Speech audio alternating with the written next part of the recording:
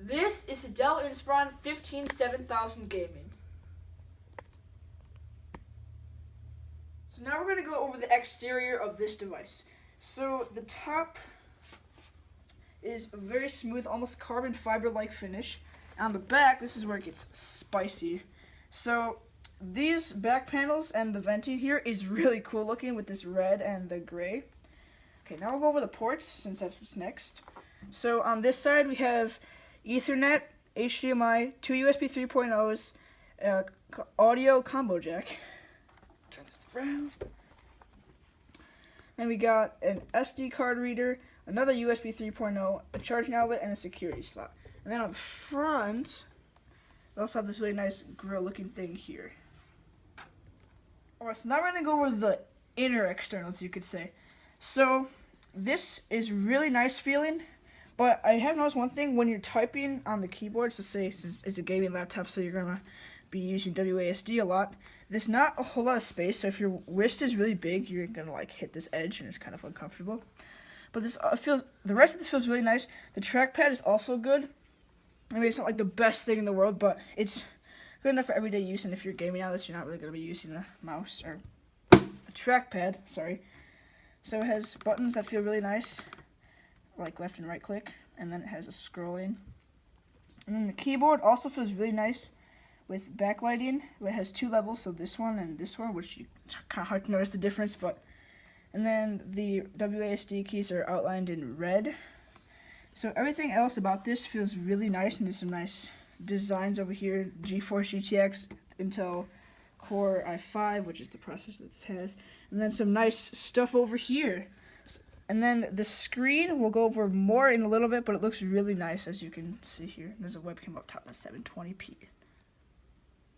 Now, like I said, we're going to go over the screen in a little bit more detail. So, like I said, it's 1080p, TN panel, not IPS, which means, although this looks really good like in 1080p, the viewing angles are a little lackluster at best. So the more you move, like, so this way, this way, or this way, as you can see if we move the camera to the left or right a little bit, the viewing angles get a little weird, especially when you get to the side, like over there.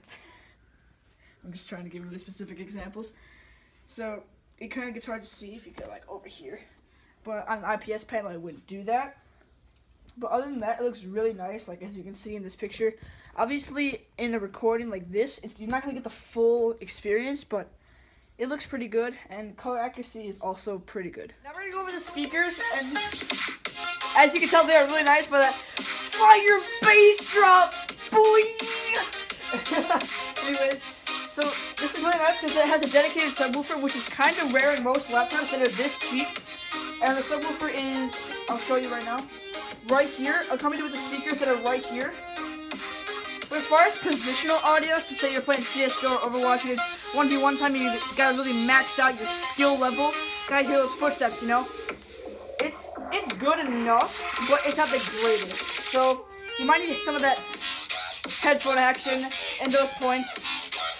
But yeah, they're pretty good. Alright, so as you can see, this is for gaming performance. Right now we are benchmarking Far Cry Primal at high settings.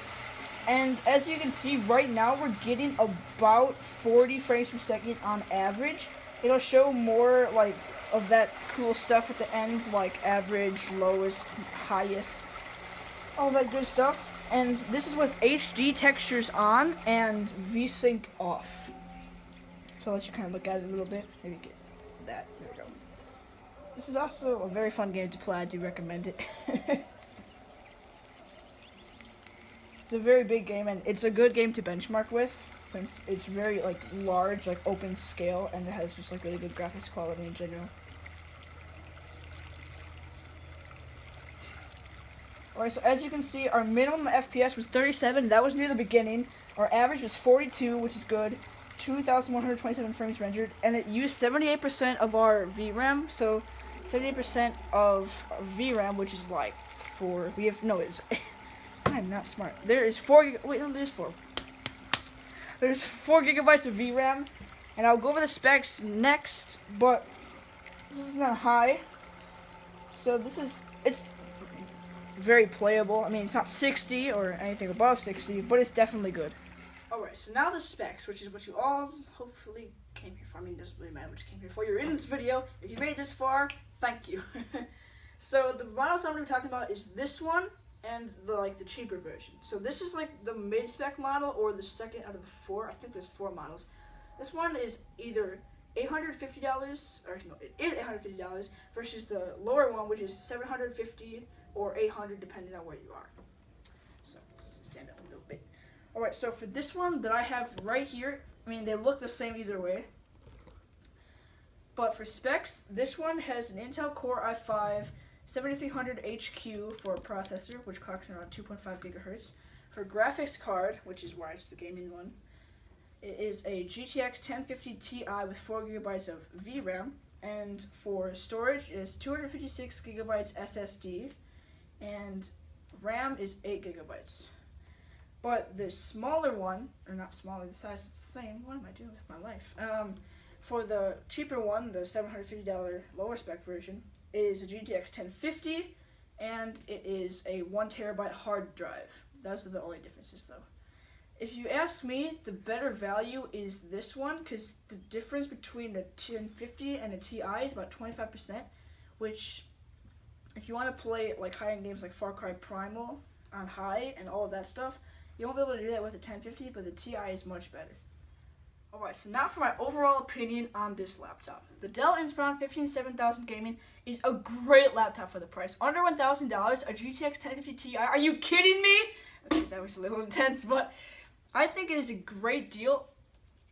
And the build quality is good. Everything is good, at least on this laptop, except the screen. The screen is probably its weakest link in the whole build of this thing, but it's not even a big deal considering what the rest of this computer has to offer.